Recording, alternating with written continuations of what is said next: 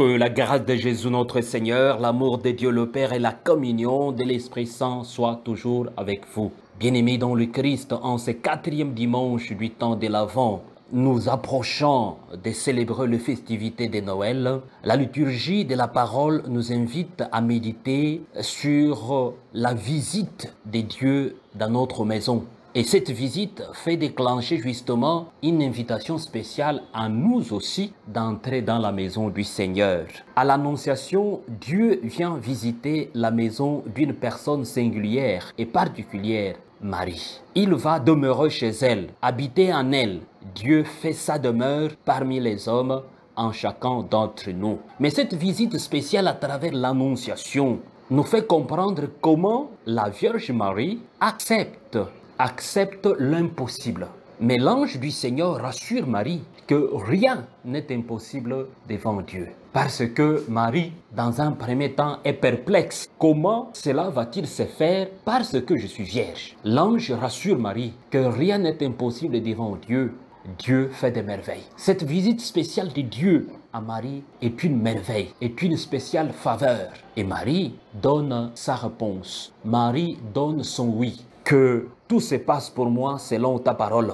Je suis la servante du Seigneur. Bien, chers frères et sœurs, en Jésus, Dieu crée dans la vieille maison d'Israël une nouvelle humanité. Et Marie est chargée justement d'accueillir cette révélation en acte. Quand elle demande « Je ne connais pas d'homme », ce n'est pas par curiosité physiologique, mais vraiment c'est une interrogation profonde d'accueillir le projet de Dieu. Qui suis-je pour accueillir le projet de Dieu? Le mystère jusque-là reste dans le silence. On vient maintenant se révéler. La conception de Jésus ne sera pas la grâce inespérée accordée à un couple resté stérile, comme pour Jean le Baptiste, non. Ici, il s'agit d'accepter le projet de Dieu. Il s'agit d'accueillir Dieu dans sa maison, dans son cœur, dans sa vie. Bien, chers frères et sœurs, Marie nous donne ce grand exemple, l'exemple de foi, d'accepter l'impossible. Souvent, dans notre existence, devant des impasses, devant des situations contraires, devant des difficultés, devant des maladies incurables, nous tombons dans l'oubli. Nous sommes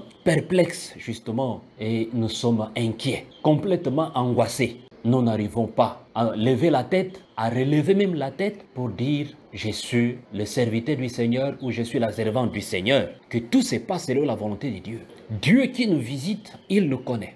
Il nous visite avec une mission spéciale de nous sauver. Peu importe les vicissitudes de ce monde. Pourquoi nous sommes si faibles? Pourquoi nous voulons reculer? Pourquoi nous ne voulons pas entrer dans les projets de Dieu? Marie nous donne l'exemple. Pourquoi? Parce que l'intervention de Dieu est plus profonde et fondamentale. Marie nous donne ce grand exemple. Pourquoi? Parce que l'Esprit accomplit une nouvelle création. Jésus est le nouvel Adam, tête d'une nouvelle humanité, pierre d'angle d'une nouvelle maison. Alors qu'en recevant son message, Zacharie était resté sceptique et demandait un signe. Voyez, voilà pourquoi la vraie comparaison pour dire la conception de Jésus, ce n'est pas comme la conception de Jean le Baptiste. Parce que c'est un couple stérile à qui on offre un enfant. Mais Marie, la Vierge pure, elle accepte que au-delà de tout, rien n'est impossible avec le Seigneur notre Dieu. Elle nous donne l'exemple de foi. Soyons ancrés dans la foi. Les difficultés, il y en a tellement. Dans nos familles, il y en a. Mais Dieu nous visite. La maison du Seigneur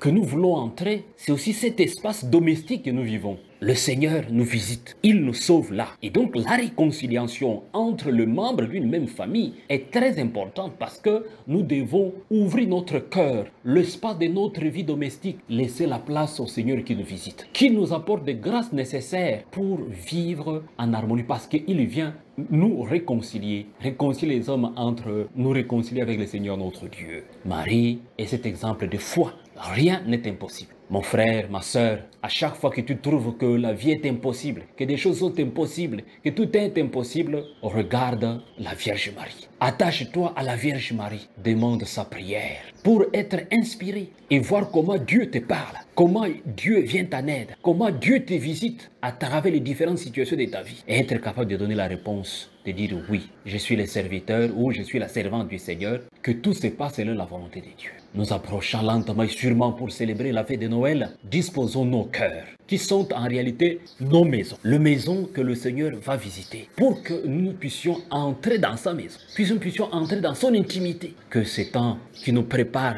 directement à Noël soit pour nous une opportunité, une vraie opportunité de nous préparer sincèrement, librement pour accueillir celui qui vient. Recevez la bénédiction du Seigneur au nom du Père et du Fils et du Saint-Esprit. Amen.